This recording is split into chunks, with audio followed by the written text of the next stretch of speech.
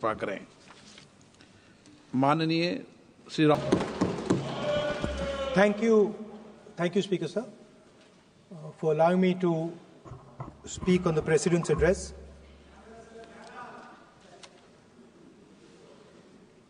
Camera. Thank you. Double thank you, sir.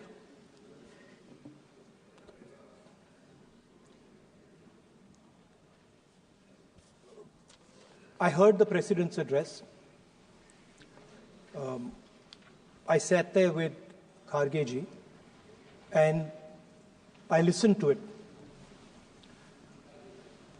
And I must say, I struggled through the President's address to maintain my attention on what was being said, because I had heard pretty much the same President's address the last time and the time before that and the time before that. And it was the same laundry list of things that the government has done. We have done this, we have done this, we have done this, 50 or 100 things that the government has done. And so while I was sitting there, I was thinking, okay, I am being critical about what is being said.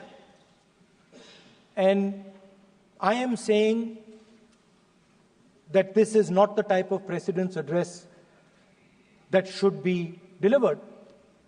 Well, the question came to my mind, what type of address would an India Gathbandhan government deliver? How would that address be different than the address we heard? Because it's no point me saying that it is a laundry list and then not providing an alternative idea. And so today I would like to lay out some dimensions of what an alternative address would look like, what the India Gathbandhan would probably focus on, and where we would lay emphasis. The future of this country is going to be decided by the young men and women of this country, the youth of this country. So I think anything we say has to be addressed to them, has to be spoken to them. The first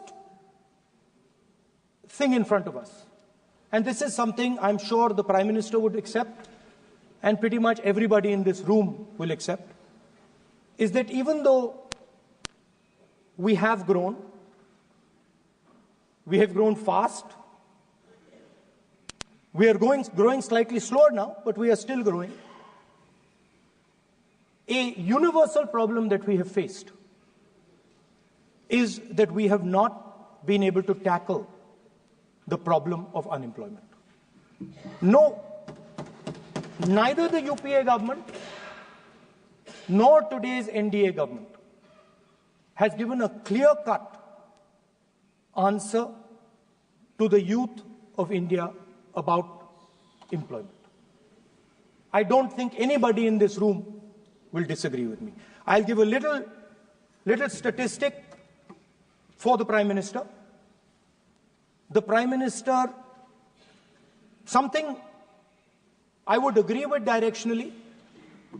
The Prime Minister proposed the Make in India program. I think a good idea. We saw the statues, we saw the functions, we saw the so-called investment, and the result is right in front of me.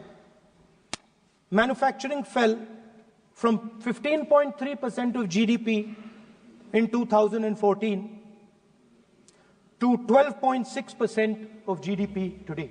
That is the lowest share of manufacturing in 60 years. I'm not even blaming the Prime Minister, because I think it would not be fair to say he didn't try. I could say that the Prime Minister tried, and I think conceptually Make in India was a good idea, but it's pretty clear that he failed, because manufacturing went from 15.3% of GDP to 12.6%.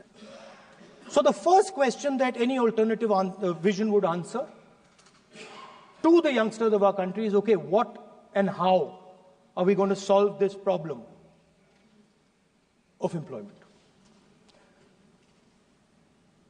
Any country basically organizes two things. You can organize consumption, and then you can organize production. Modern way of saying organizing consumption is services. Modern way of saying organizing production is manufacturing. But there is more to production than simply manufacturing. For example, agriculture also is about production. Now, pretty much every government since 1990 has done a decent job on consumption, on organizing consumption. Which are the companies that organize consumption? Uber organizes consumption. Reliance organizes consumption. Adani organizes consumption. But we have, as a country, failed in organizing production. We have excellent companies that try to organize production. They are the Mahindras of this world. They are the Bajajs of this world. Part of Tata's organizes production, but the record of the country in organizing production is dismal. And essentially what we have done is we have handed over the organization of production to the Chinese. So this mobile phone, even though we are saying we make this mobile phone in India, that is not a fact. This phone is not made in India. This phone is assembled in India. All the components of this phone are made in China. The network that has produced this phone is made in China, is owned by China. So every time we use a phone, every time we wear a Chinese shirt, a Bangladeshi shirt, every time we wear a pair of Chinese sneakers, we are paying a tax to China. Because some Chinese youngster is earning a salary to make or to produce that product. So the first message I would give in a presidential address would be that India has to focus completely on production. Because if we do not focus on production and we continue to focus only on consumption, we will find that we will run huge deficits, we will increase inequality, and eventually we will run into a serious problem. Social problem because of unemployment, which we are already facing. If you look at the numbers of the amount of people who are in jail, if you look at the numbers that are spent on internal security, if you look at the numbers spent on our police forces, they're all spiraling. They're all rising. And everybody understands that social tension is on the rise in India. So now the next question comes, okay, so where is this employment going to come from? What is India going to produce? And for that, I'd like to tell all the youngsters of this country that there is a revolution taking place, an exciting revolution. The world is transforming completely. And the change that is taking place, at the heart of the change that is taking place, we are moving from the world of the internal combustion engine to the world of the electric motor. We are moving from petrol to batteries. We are moving wind, solar, potentially nuclear energy. So our entire way of moving is changing. And this is going to change every single thing. It is going to change warfare.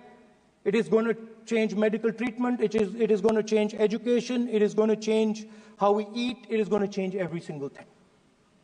Now, the last time there was a revolution, called the computer revolution, the government of India had a clear focus. We looked at that revolution. It was the Congress government. We looked at the revolution and we decided clearly that we are going to focus on the development of software. And we rode the wave of that revolution. And today you can see the result. I remember people laughing. I remember people laughing when the computer was being talked about. You mentioned Mr. Vajpayee. I respect Mr. Vajpayee, but Mr. Vajpayee gave a speech saying that computers are of no consequence to India. So, what is important when there is a revolution? What is important is that you understand what are the drivers of that revolution and where exactly do you need to focus, where exactly do you need to sit in that revolution. I said that this revolution is going to change everything. And I want the youngsters in this country to think about it. There is a war going on in Ukraine. The war in Ukraine is actually a war between the internal combustion engine and the motor, the electric motor. The electric motor is inside the drone, the engine is inside the tank. And if you look at what is going on in Ukraine, the tanks are dying by the thousands. And small little drones with electric motors, small batteries, not much bigger than that, are destroying the entire tank artillery infrastructure of both Ukraine and Russia. So the drone is the electric motor. The drone is the battery. The drone also needs to see. So the drone is a camera. In the same way, electric cars. The electric car is a motor. The electric car is batteries. The electric car is cameras. Robots are exactly the same thing. Robots are electric motors, multiple electric motors with cameras, with batteries. And this is what the revolution is going to look like. So there are basically 4 technologies that are driving this entire change in mobility. Electric motors, batteries, optics, and then on top of that, you can apply AI. Now I want to tell the youngsters of this country, people talk about AI. But it's important to understand that AI on its own is absolutely meaningless. Because AI operates on top of data. Without data, AI means nothing. And if we look at data today, there is one thing which is very clear. Every single piece of data that comes out of the production system in the world, the data that was used to make this phone, the data that is used to make electric cars, the data that is used to make basically all electronics on the planet today is owned by China. And the consumption data is owned by the United States. In China, the consumption data is owned by China, but in India, companies like Google, companies like Facebook, companies like Instagram, X, they own our consumption data. So if India wants to talk about AI, it has to first answer the question, what data is going to power that AI? And the answer today is India does not have that data. Neither does India have production data, neither does India have consumption data. We have handed our consumption data to the big American companies, and the production data we don't have anyway. So what would that vision look like? The first thing, we would start getting youngsters excited about this revolution. We would start to introduce the idea of a completely new way of moving, a complete revolution in how things move. We would start teaching our children in schools about batteries, about electric motors, about how these things combine, about how drones, robots, electric cars are structured, how they will work together. And most important, we have to start building a production network so that we can get access to production data. Now, what would we focus on? We would not give you a laundry list. China has at least a 10-year lead on India in this space. China has been working on batteries, robots, motors, optics for the last 10 years, and we are behind. So what would our president's address say to the youngsters? We will choose critical areas in each one of these technologies, and we will start to build capabilities in those areas. The second thing we would do, we would ensure that our banking system is not captured by 2 or 3 companies that basically do not allow you to build a production system. But our banking system is open, is dynamic, and is accessible to small and medium businesses and to millions and millions of entrepreneurs who want to take part in this revolution. Our foreign policy would take into account this revolution. When we talk to the United States, we would not send our foreign minister to invite our prime minister to his coronation. We would not send him 3 or 4 times, please invite our prime minister. Because if we had a production system and if we were working on these technologies, the American president would come here and invite the prime minister. So it is important to understand where a... Please.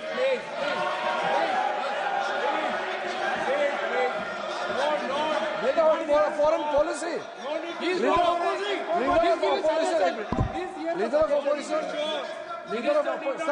Leader of opposition cannot make such serious, unsubstantiated statement. This is related to the relation between 2 countries, and he is making an unverified statement about invitation of the Prime Minister of our country. Is matter of our dignity.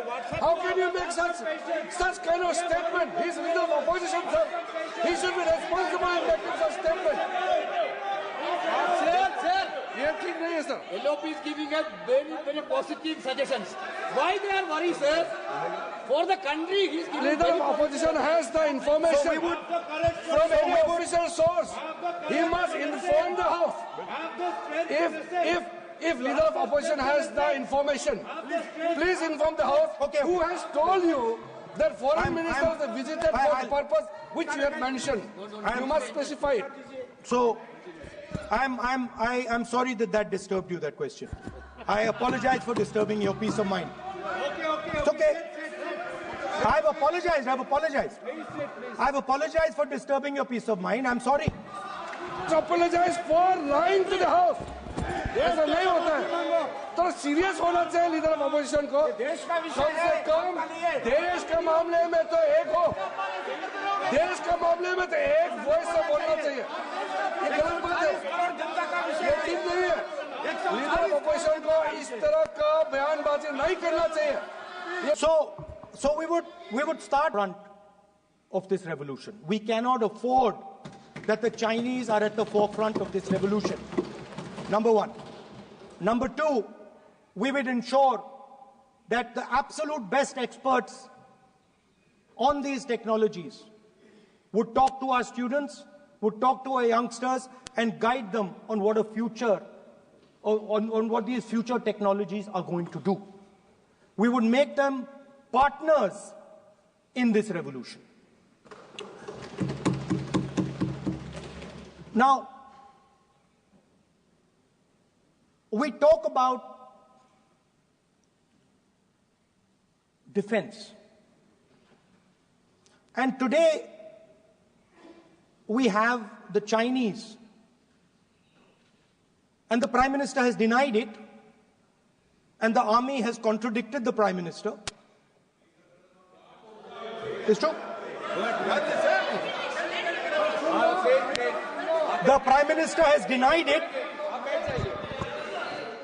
The Prime Minister has denied it, and the army has disagreed with the Prime Minister that China is sitting on 4,000 square kilometers of our land, of our territory.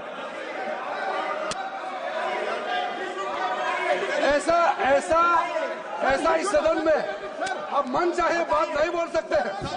ये बिल्कुल ठीक नहीं है sir. ये serious मामला है. आप foreign policy पे, बॉर्डर इश्यू पर आप अपना कैसे मजाक बात कर सकते हैं?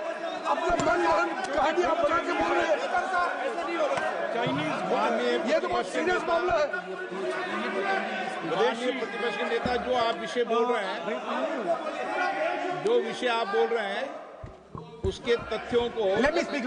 सदन के पटल पे रखना. आप पानी अनुरोध है, लीडर ऑफ अपोजिशन बोलिए, हम लोग शांति से सुनेंगे. ये आपका अधिकार है बोलने का, मगर आप मन चाहे ऐसा सीरियस इशू पे कैसे बोल सकते हैं?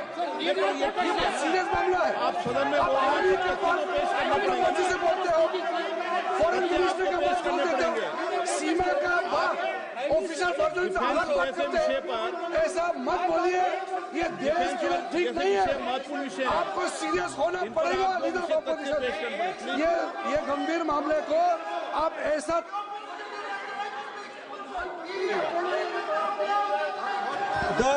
The Prime Minister has denied that Chinese forces are inside our territory, but for some reason our army keeps talking to the Chinese about their entry into our territory, and our Chief of Army Staff has said that the Chinese are inside our territory. This is a fact. This is not invention, this is a fact. Now, but the reason China is inside our territory is important. Because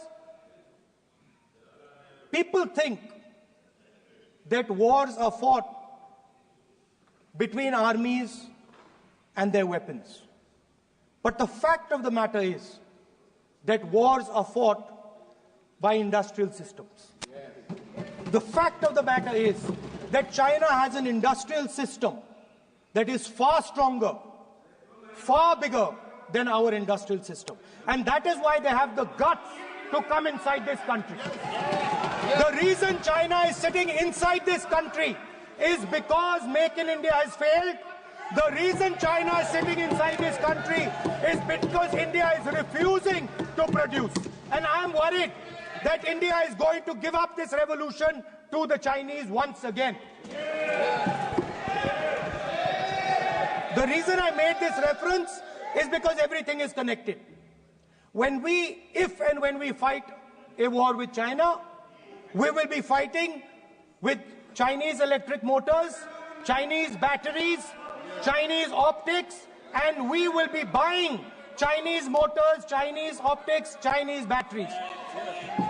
It is a non-sustainable proposition. That is why for our security, for the future of our children, for the future of our country, we have to build a production system, and we cannot allow this revolution to go by. Yes. Now, the next step, we have a strategic partner called the United States.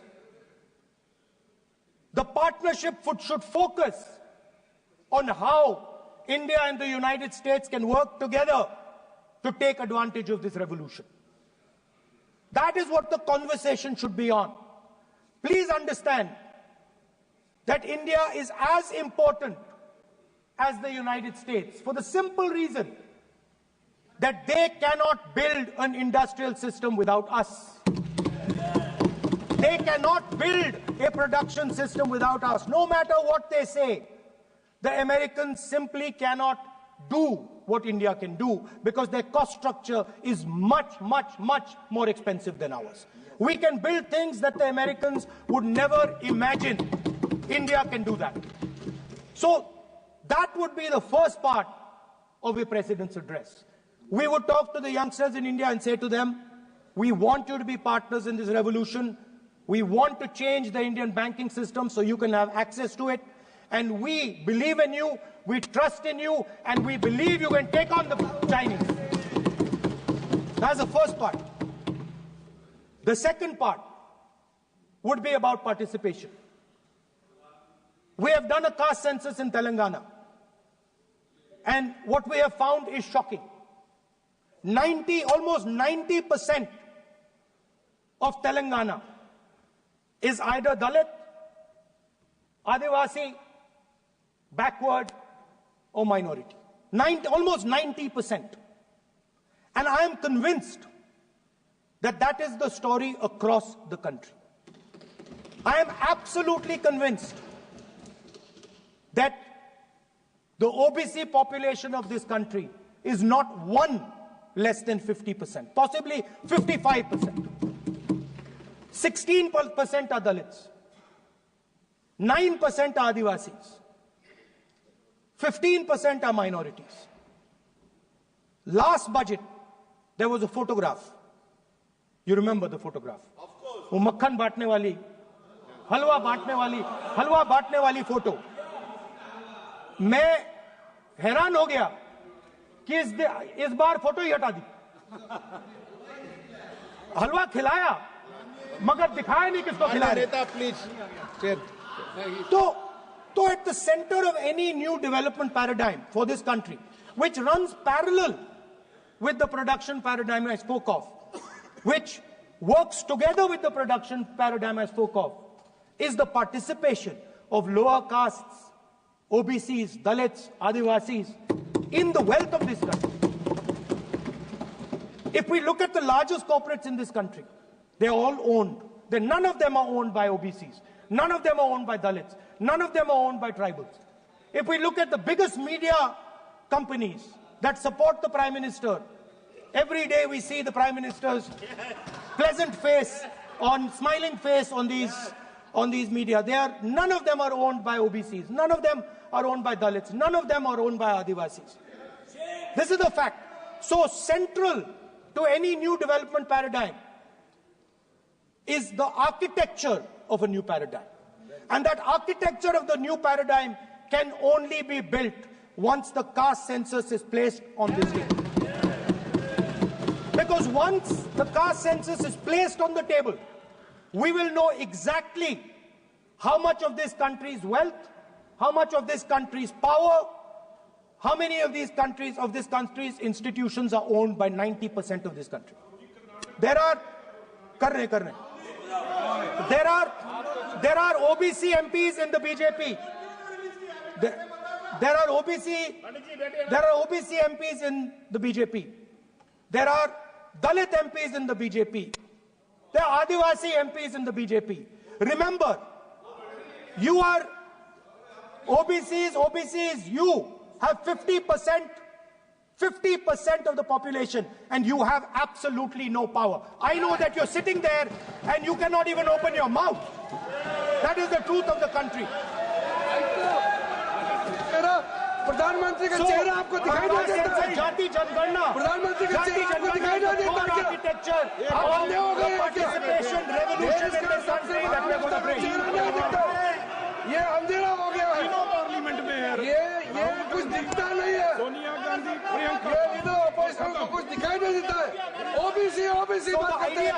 So the idea is, Speaker sir, the idea.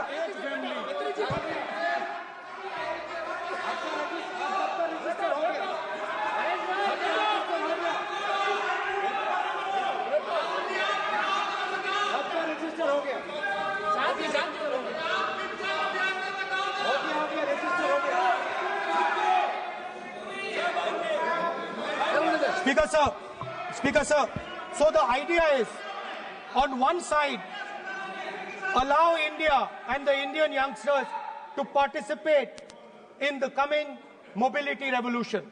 Allow them to participate in building robots, in building drones, in building electronic items, in building EVs. And on the other side, running parallel.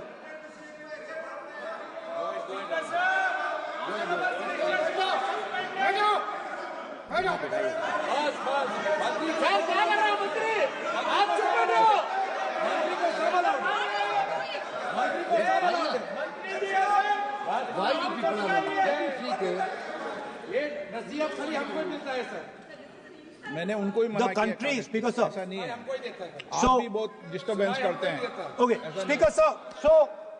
So parallel ideas. One idea: participate in the mobility revolution. Whether you're thinking of economy,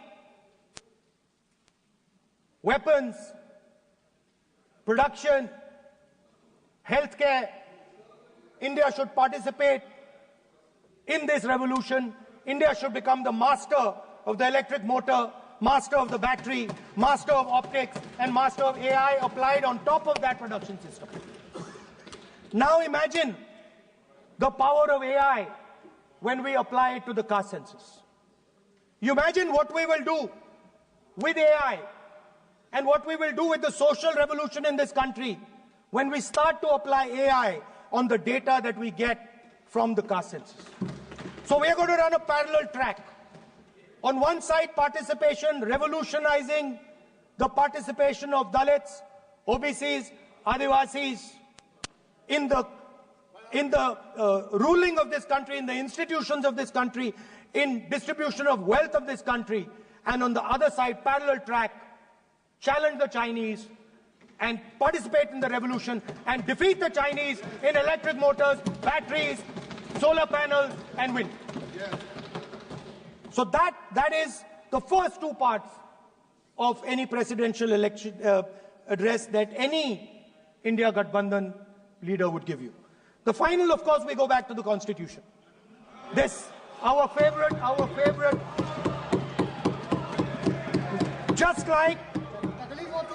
like the production system is a weapon, just like Jati Jangarna is a weapon of transformation, this is what the entire architecture is built on. I remember before the elections, all of you were saying 400 par, and you were saying you would change this. And then I was glad to see that the Prime Minister walked in and then was forced to bow his head in front of the Constitution. It was a moment of pride for all Congress people that we had explained to the Prime Minister and to the whole country that no force will dare touch this. I know that the RSS has never accepted this. Mohan Bhagwatji has said that India didn't get independence in 1947. He has said that this constitution is meaningless. I know that that is at your heart. We will never let your dream come true. This constitution is going to rule India always. Now, एक minute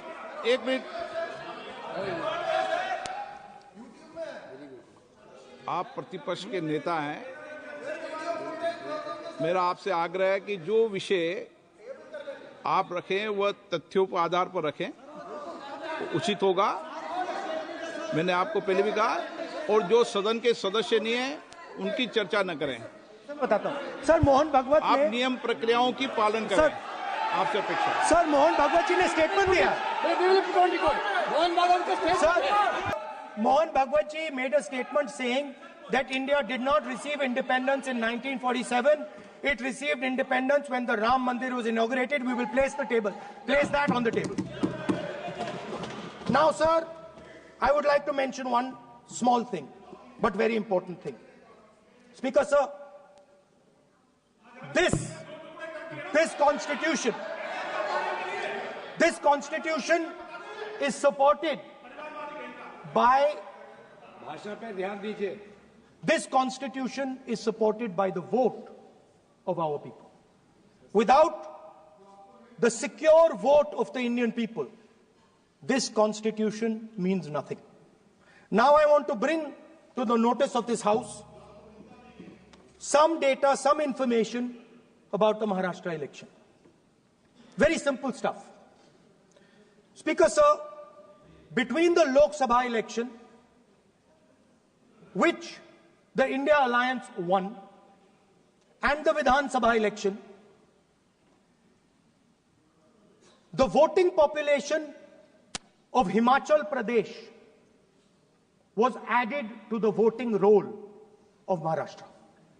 Meaning the entire population of Himachal Pradesh was added to the voter rolls of Maharashtra. Please understand what I am saying.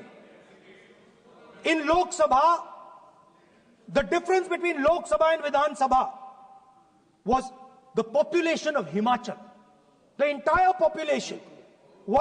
Almost 70 lakh new voters suddenly arrived between Lok Sabha and Vidhan Sabha. Now, the most interesting part, and the Prime Minister is not looking at me. The most interesting part, the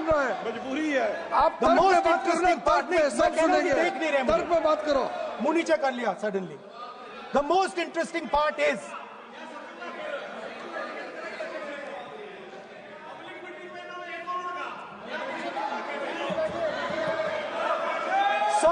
Sir, Maharashtra में more voters were added in 5 months in Maharashtra than were added in 5 years in Maharashtra. जितने 5 साल में add हुए उससे ज्यादा 5 महीने में add हुए, आखिरी 5 महीने में लोकसभा चुनाव के बाद। सर, एक बिल्डिंग है सर शिरडी में, एक बिल्डिंग में 7,000 नए वोटर एक बिल्डिंग में ऐड हुए सर। एक बिल्डिंग में 7,000 नए वोटर ऐड हुए सर। सर, मैं कोई आरोप नहीं लगा रहा हूं, मैं कोई आरोप नहीं लगा रहा हूं, मैं सिर्फ ये कह रहा हूं सर कि ये इसमें कुछ ना कुछ प्रॉब्लमैटिक है कि हिमाचल प्रदेश जितने बड़े वोटर्स लोकसभा के बाद जादू से आ जाते हैं। अब हम क्या कह रहे हैं, हमने इलेक्शन कमीशन से रिपीटेडली कहा है कि हम आरोप नहीं लगा रहे हैं, आप एक काम कीजिए, हमें लोकसभा की वोटर लिस्ट दे दीजिए, नेम एड्रेस और इलेक्ट्रॉनिकली दीजिए, और विधानसभा नहीं है। नहीं सर, नहीं नहीं नहीं नहीं नहीं नहीं स्पीकर सर वो सब वेबसाइट पे रहती है, सब जानते हैं, कभी भी कोई निकाल सकता है। स्पीकर सर, मैं समझा देता हूं सर। स्पीकर सर, वो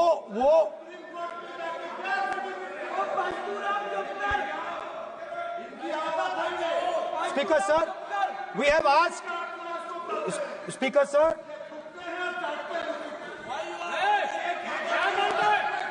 Speaker sir, we are asking this question, we are asking this, Speaker sir, population of Himachal Pradesh, please, population of Himachal Pradesh has voted, extra has voted in Maharashtra. We are saying to the Election Commission, please give us the names and addresses and polling booths of all the workers in the Lok Sabha and all the workers in the Vidhan Sabha, so we can calculate who these new workers are, who these new voters are. Interestingly, the new voters are mostly in the constituencies that the BJP has swept. Please understand, the new voters have been added mostly in the constituencies where BJP has swept. I am still not making an allegation. I am saying on the floor of the House that the Election Commission has to give the data of the Maharashtra elections to the Congress Party, to the Shiv Sena and to the NCP, so that we can see exactly where these voters have been added, who has been subtracted, who has been added, where they have been added. This is not an irresponsible request. This is a very simple request for them to fulfill. The reason I am saying this, sir, is because the rules have been changed. This is not just said in isolation. Speaker, sir, the election commissioner used to be chosen by the Prime Minister, Leader of Opposition, and the Chief Justice. Sir, the Chief Justice was removed from that committee. Why? Why? This is the question, sir. This is the question to the Prime Minister. Why was the Chief Justice removed from the committee? Now, in a few days, I am going to go to the meeting. I am going to go to the meeting. There's going to be Mr. Amit Shah and Mr. Modi ji. And there's going to be me. 2 to 1. Why am I even going to the meeting? What is the purpose of me going to the meeting? I am only going to the meeting to certify what Modi ji and Amit Shah ji are going to say. Right? Whereas if the Chief Justice was there could be a discussion. Chief Justice and Leader of Opposition could say, no, we don't agree. So, there seems to be a calculated strategy. Now, just prior to the Lok Sabha, the election commissioner was changed and 2 new election commissioners were placed. Yes. We know that the election dates were changed. Yes. We know that the elections were postponed. These are facts. These are not things I am inventing. So, in order to safeguard this constitution, the entire opposition requests the data for the Maharashtra election. We request the data and the electoral voter list for Lok Sabha and the corresponding list for Vidhan Sabha. And I am very confident that the Election Commission will not give us this information. Speaker sir, that is broadly. So the third element of our President's address would be a determined defense of India's institutions, of our democratic system, and a re-look at our entire democratic framework, and the looking again at all the institutions that have been taken away from the people of India. So those would be the type of things that we would say in a presidential address. I'd like to finally say one thing. In the last, थोड़ा बढ़ा देता हूँ. अब मैं थोड़ा और खींचूंगा. अब और खींचूंगा थोड़ा. अब और खींचूंगा. So in the last, there is a background, a philosophical background to what I am saying. Essentially, what I am saying to the youngsters of India and to this House is that instead of focusing on multiple things, instead of telling us a laundry list, give us a strategy, give us a vision, make it clear, right? Now, there is a philosophical basis to this. There is even a deep philosophical basis to this. I showed you the picture of Shivji, which you didn't allow me to show.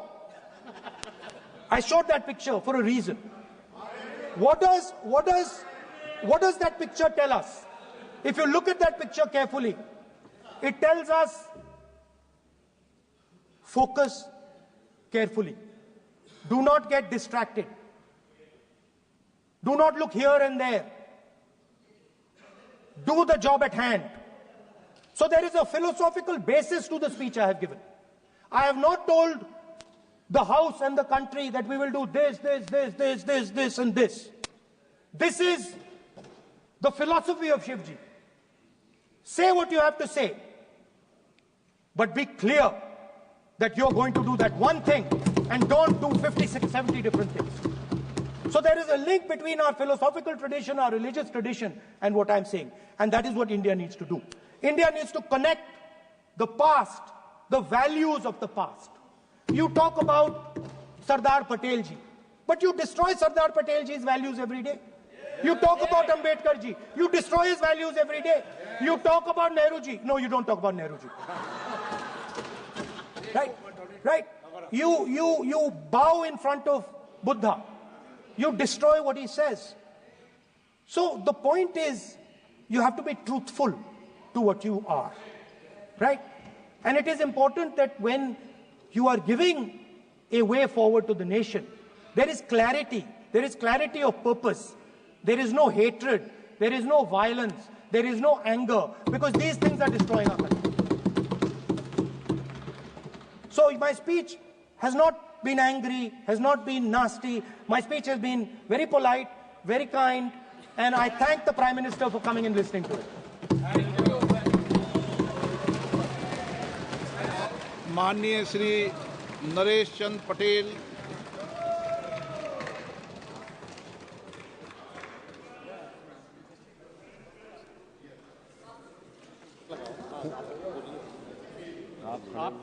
माननीय सभापति महोदय, अध्यक्ष जी, जाने वाले कोई नहीं रोक पाएगा। आप तो अपना भाषण दें। महोदय, सबसे पहले मैं आपका धन्यवाद करना चाहता हूं कि आपने महामहिम राष्ट्रपति के अभिभाषण के धन्यवाद प्रस्ताव पर मुझे बोलने का मौका दिया। मानवर, इस सदन में बोलते हुए सबसे पहले मैं महाकुंभ में हुई दुखद घटना को स्मरण करना चाहता हूं। उन सभी श्रद्धालुओं और भक्तों को मेरी भावपूर्ण श्रद्धांजलि। मानवर, जिन्होंने अपने जीवन की आस्था और भक्ति के साथ पवित्र स्नान करने का संकल्प लिया था, लेकिन दुर्भाग्यवश प्रशासनिक कुप्रबंधन और लापरवाही के चलते वो काल के गाल में समा गए। मानवर, ये कोई प्राकृतिक आपदा नहीं थी, बल्कि सरकार की नाकामी का ये एक जीता जागता उदाहरण था।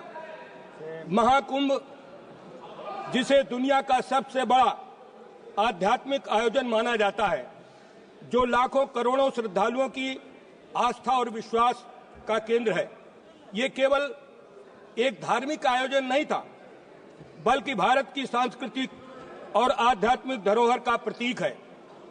परंतु जिस प्रकार की अव्यवस्था इस बार रही, वो न केवल दुर्भाग्यपूर्ण है, बल्कि सरकार की संवेदनशीलहीनता और प्रशासनिक कुप्रबंधन को उजागर करती है। मानवर, क्या यह सरकार को पता नहीं था कि इतने विशाल आयोजन में भारी संख्या में श्रद्धालु आएंगे?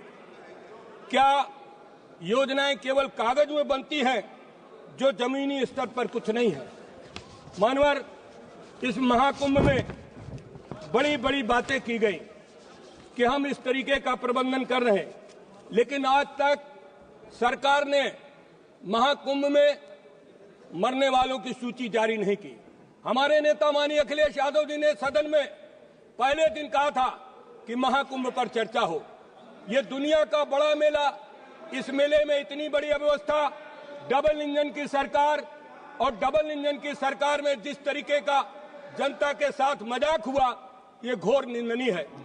मानवर, बिहार से लेकर उत्तर प्रदेश, महाराष्ट्र, गुजरात में जगह जगह पेपर लीक हो रहे हैं। सरकार ने एनटीए, नेशनल टेस्टिंग एजेंसी का गठन बड़े बड़े वादों के साथ होते कहा गया।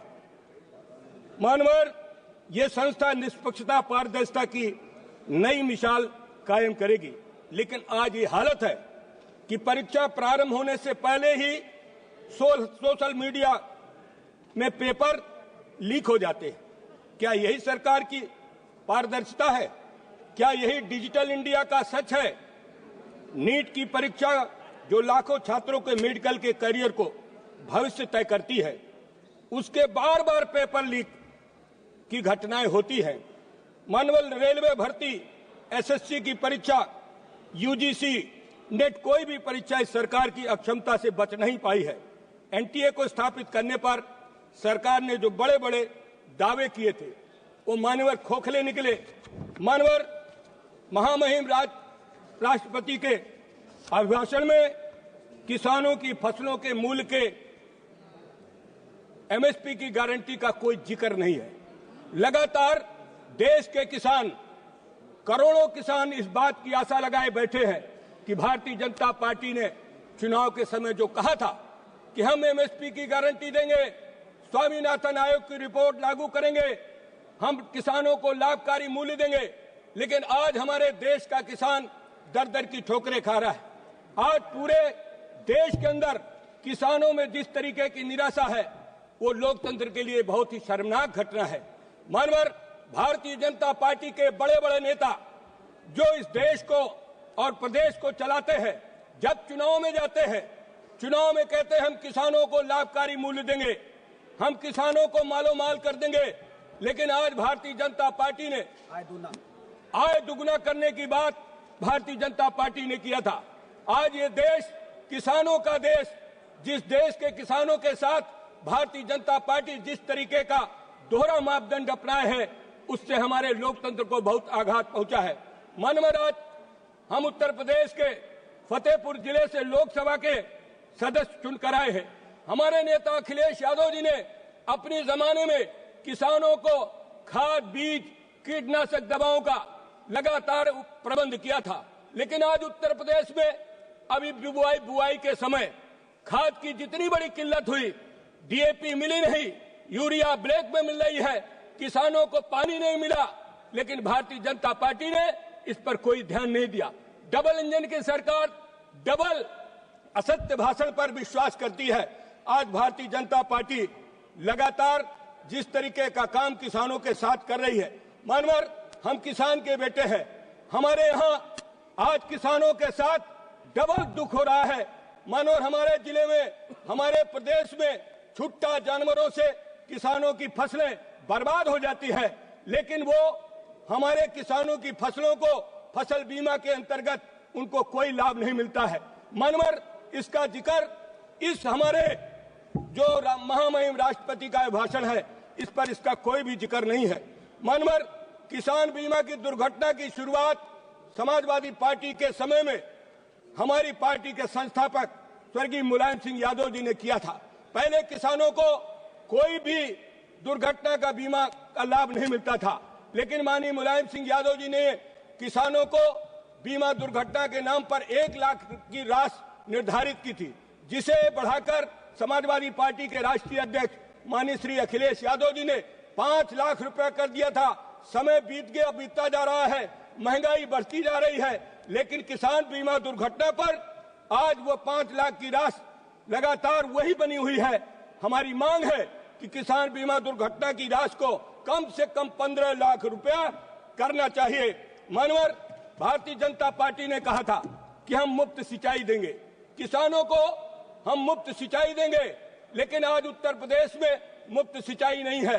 बिजली महंगी हो गई, डीजल का दाम बढ़ गया, खाद का दाम बढ़ गया, लेकिन किसान परेशान है। आज भारतीय जनता पार्टी ने मुफ्त सिंचाई की बात करके किसानों के साथ बहुत बड़ा मजाक किया है। मानवर समाजवादी पार्टी के नेता ने अखिलेश यादव जी ने उत्तर प्रदेश के किसानों को सरकारी नलकूपों का पानी और नहरों का पानी फ्री किया था, और उसी समय के बाद भारतीय जनता पार्टी ने चुनाव के समय कहा था कि हम किसानों को निजी नलकूपों का भी बिजली का बिल माफ करेंगे। आज उत्तर प्रदेश कृषि प्रधान प्रदेश है, लेकिन किसानों को बिजली फ्री नहीं मिल रही है और उनके ऊपर बिजली का भार दुगुना किया जा रहा है, और निजी नलकूप धारक के ऊपर बिल लगाया जा रहा है। जो किसान ट्यूबवेल उनके वो फेल हो चुके हैं, उनके ऊपर भी बिजली के बिल लगाए जा रहे हैं। मनवर उत्तर प्रदेश किसानों का प्रदेश है। आज अभी फसल आई, धान की फसल, जिसका जिक्र इस अभिभाषण में नहीं है। मानवर धान की फसल में धान के किसान परेशान हैं, उनका धान लागत मूल्य से भी कम में लिया जा रहा है और किसान आत्महत्या करने पर मजबूर है। मानवर आज प्रदेश के अंदर जिस तरीके से किसानों में निराशा है, इसका जिक्र इस महामहिम के अभिभाषण पर नहीं है। मानवर आज हमारे मनरेगा के मजदूर सबसे ज्यादा परेशान है। मनरेगा की मजदूरी उनको समय से मिलती नहीं है और न उनकी आज तक मजदूरी बढ़ाई गई है। मनवर आज महंगाई लगातार बढ़ती जा रही, महंगाई के रोकने के बारे में भारतीय जनता पार्टी की सरकार का कोई ध्यान नहीं है। आज हर चीज महंगी है, उपभोक्ता और उत्पादक के बीच में असंतुलन है। लगातार उपभोक्ता और उत्पादक के बीच में असंतुलन की वजह से जो किसान है, जो कमाता है, और वो आदमी सबसे ज्यादा परेशान है, और जिस आदमी को उनकी फसल खरीदनी पड़ती है वो भी परेशान है। उपभोक्ता और उत्पादक के बीच में असंतुलन की वजह से आज चारों तरफ हाहाकार मचा हुआ है। हम लोग दिल्ली में देखते हैं मनवर, आज किसान अपनी फसल का लागत मूल्य नहीं पा रहा, लेकिन आज खाने वाले को वही महंगा मिलता है। यही भारतीय जनता पार्टी का दोहरा चरित्र है। मैं मानवर आपके माध्यम से सरकार से कहना चाहता हूं कि हमारे देश में रुपए की वैल्यू, हमारे देश में मुद्रा की वैल्यू लगातार घटती जा रही है। हमारा रुपया बहुत ही कमजोर है। इसकी मजबूती के लिए भी इस महामहिम के भाषण में इसका कोई भी जिक्र नहीं है। और लगातार हमारे देश में विदेशी कर्ज मानवर बढ़ रहा है, विदेशी कर्ज बढ़ रहा है। विदेशी कर्ज कैसे कम हो, इसका भी इस महामहिम के भाषण में इसका भी कोई जिक्र नहीं है। किसानों को आज दर दर की ठोकरें खाना न पड़े, इसलिए मानवर मैं कहना चाहता हूँ, आज हमारे किसान जो पिछड़े हैं, दलित हैं, अल्पसंख्यक हैं, आदिवासी हैं, उनका रिजर्वेशन भी मानवर आज भारतीय जनता पार्टी ने पूरा का पूरा चौपट कर दिया है। जो किसानों के बच्चे हैं वो पिछड़े वर्ग से, दलित समाज से, अल्पसंख्यक समाज से आते हैं, लेकिन भारतीय जनता पार्टी ने संविधान में प्रदत्त जो आरक्षण है उसको भी आरक्षण खत्म करने का पार्टी लगातार महिलाओं के साथ भी अन्याय करती जा रही है। और मानवर नारी शक्ति बंधन अधिनियम लागू करने की बात कहा। मैडम प्लीज, पार्टी के नेताओं के भाषण सुने कि हमने बैठिएगा प्लीज, थैंक यू। लोकसभा और राज्यसभा में उनको 33% आरक्षण दिया था, लेकिन मानवर ये कब लागू होगा? नारी शक्ति बंधन अधिनियम, थैंक यू। इसकी भी मैं मांग करता हूँ। मानवर राज्यपाल महामहिम डॉक्टर दास्तीगार, भाषण में मुझे डॉक्टर बोलने का दास्तीगार। मौका दिया, मैं आपका बहुत बहुत धन्यवाद करता हूँ।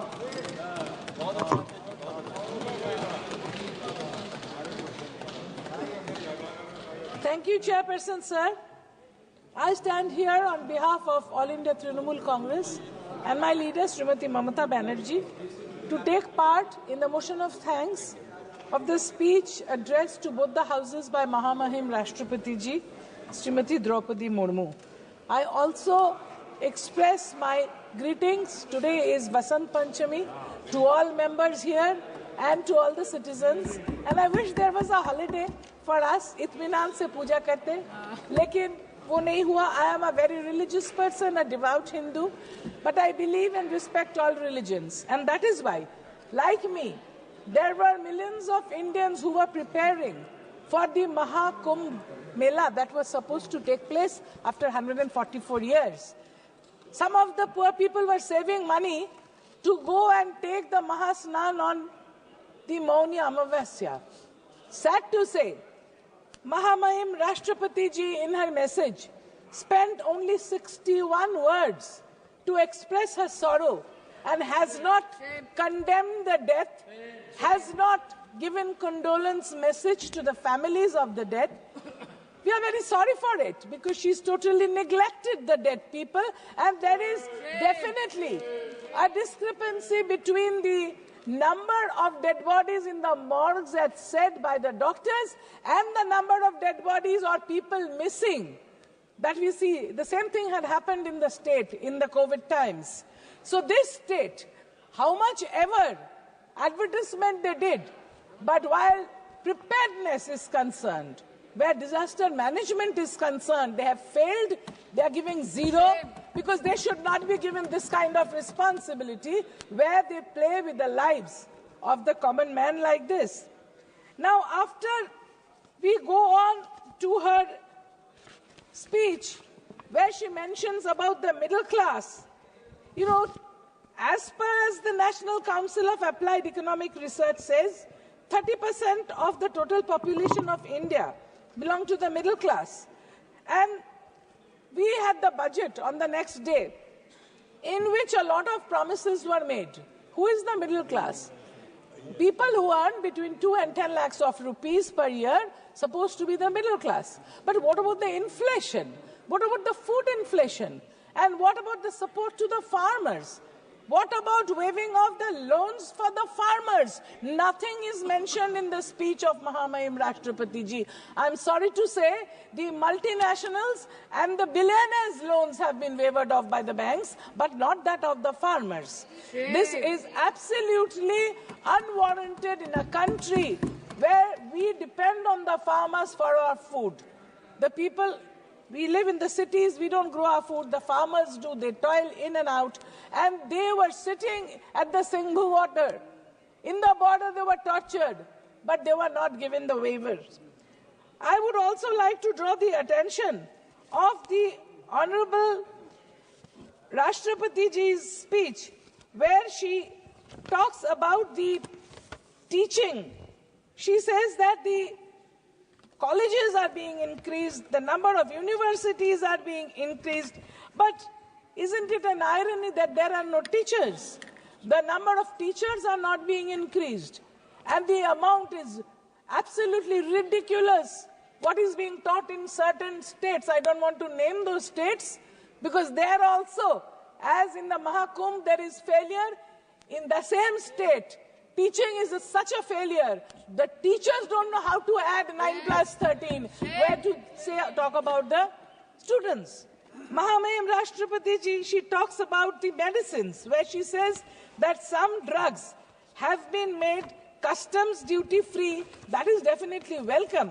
But there are many, many other drugs which